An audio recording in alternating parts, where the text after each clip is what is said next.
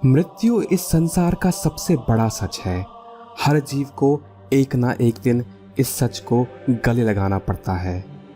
वही मृत्यु कई लोगों के लिए एक रहस्य भी है। हर कोई जानना चाहता है कि मृत्यु के बाद क्या होता है। विज्ञान के मुताबिक मृत्यु के बाद जीव का अस्तित्व समाप्त हो जाता है, पर वहीं कई धर्म इस बात में विश्वास रखते हैं कि हर जीव की आत्मा होती है जो अमर होती है और मृत्यु के बाद आत्मा शरीर त्याग देती है।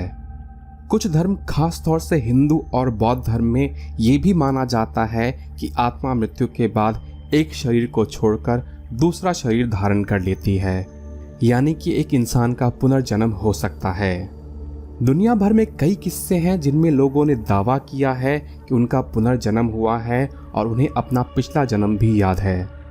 आज हम एक ऐसे ही रहस्यमय घटना की बात करेंगे जिसमें एक व्यक्ति को अपने हजारों साल पहले का जीवन याद आ जाता है। दोस्तों, आप देख रहे हैं स्मार्ट टेक्नोबिज। मेरा नाम है राजीव रंजन कुमार। तो आइए जानते हैं इस पुनर्जन्म की रहस्यमय घटना के बारे में।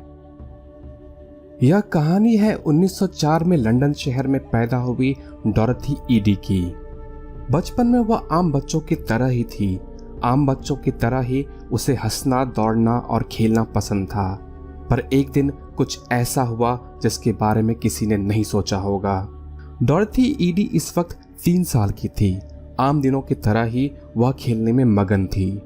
खेलते खेलते अचानक वह सीढ़ियों से गिर गई। डॉरथी ईडी सीढ़ियों से इतनी बुरी तरह गिरी कि उसके बचने की कोई उम्मीद नहीं थी और अस्पताल पहुंचने पर डॉक्टरों ने उसे मृत घोषित कर दिया।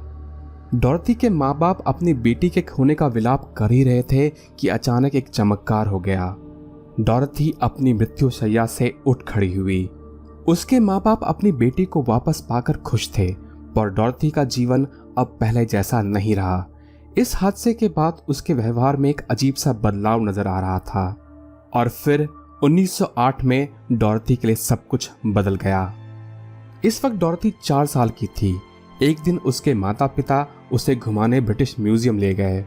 वहां पहुंचकर डॉरथी का व्यवहार और भी अजीब हो गया। जैसे ही वे लोग मिस्र के संग्रहालय में पहुंचे, डॉरथी स्तब्ध रह गई। उसके माता पिता ने देखा डॉरथी भाग भाग कर वहां मौजूद मिस्र की मूर्तियों के पैर चूम रही थी और फिर बाद में वह एक कांच के बक्से में रखी मम्मी के पास बैठ गई। उसे इस जगह से इतना लगाव हो गया, उसने घर जाने से इनकार कर दिया।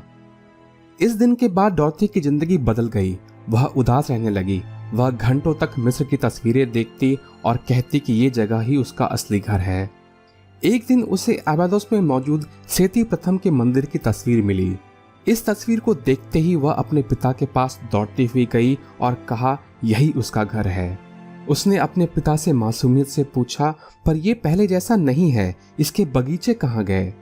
और इसके बाद वह अपने घर जाने की जिद करने लगी। शुरुआत में डॉरथी के माता पिता इसके बर्ताव को बचपना मानते थे और आशा करते थे कि जैसे जैसे वह बड़ी होगी यह सब कुछ भूल जाएगी। पर इसके उलट डॉरथी की रुचि मिस्र में और भी बढ़ने लगी। वह मिस्र की सभ्यता और पुनर्जन्म के बारे में जानने के लिए और भी अध्ययन करने लगी। 15 साल की उम्र में उसे ऐसा आभास होने लगा कि मिस्र के पराव सेती प्रथम की मम्मी उसे रात में मिलने आती है और इसी उम्र में नींद में चलने और रात में डरावने सपने की वजह से उसे कई बार सैनिटोरियम में बंद रहना पड़ा था। आखिरकार 1931 में डॉरथी ने एक इजिप्शियन नागरिक से शादी कर ली और वह हमेशा के लिए इजिप्ट चली गई। इजिप्ट पहुंचकर उसने इजिप्ट की धरती को चूमकर कहा कि अब मैं घर पहुंच गई हूं। इस शादी से उसका एक बच्चा हुआ जिसका नाम उसने सेटी रखा और इसी की वजह से यहाँ उसे ओम सेटी के नाम से जाना जाने लगा, जिसका मतलब होता है सेटी की माँ। इसके बाद भी डॉरथी के जीवन में रहस्यमय घटनाओं का सिलसिला खत्म नहीं हुआ। इजिप्ट में अपने शुरुआती दिनों में उसे ऐसा आभास हुआ कि होरा नाम की एक आत्मा उसे रोज रात में मिलने आती है और इसी आत्मा ने उसे मिस्र में हुए उसके पिछले जीवन की कहानी 12 महीने के दौरान सुनाई, जिसे डॉरथी ने 70 पन्नों में चित्रलिपि में लिख डाला।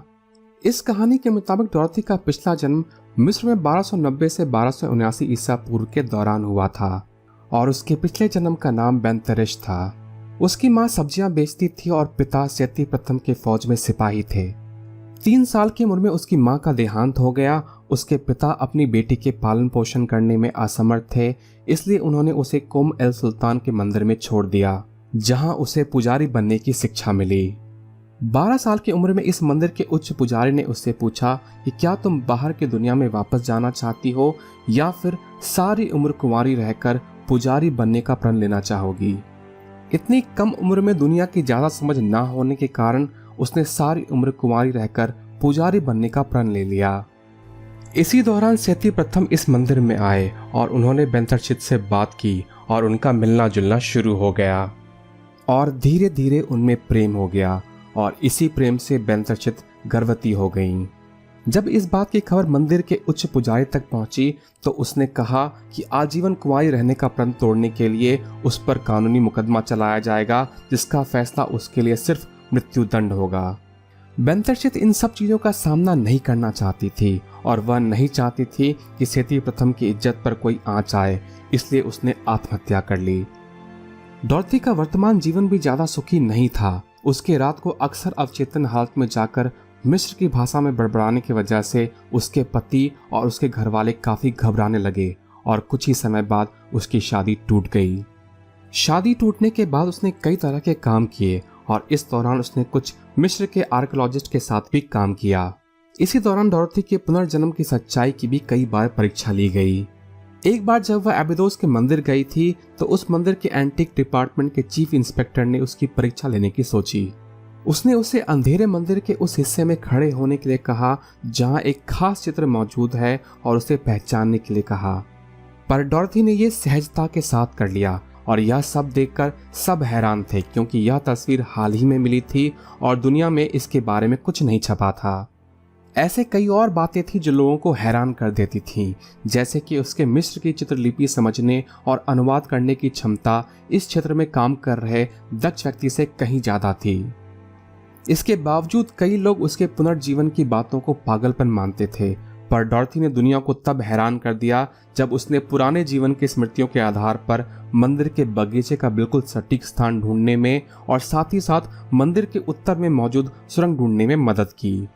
डॉर्थी के पुनर्जीवन की कहानी इतनी अजीब है कि इस पर कई किताबें, लेख और बायोग्राफीज लिखी जा चुकी हैं। एक न्यूयॉर्क टाइम के आर्टिकल ने डॉर्थी के जीवन को आधुनिक समय में पुनर्जन्म की एक दिलचस्प और पुनर्जीवन की पुष्टि करने वाला एक अनोखी घटना बताया था। आशा करता हूं दोस्तों आपको यह वीडियो पसंद आया होगा। अगर पसंद आया तो लाइक ज़रूर करें और सब्सक्राइब ज़रूर करें, क्योंकि मैं इस चैनल पर ऐसे ही इंटरेस्टिंग वीडियो शेयर करता हूं। तो दोस्तों मिलते हैं अगले वीडियो में, तब तक के लिए नमस्कार।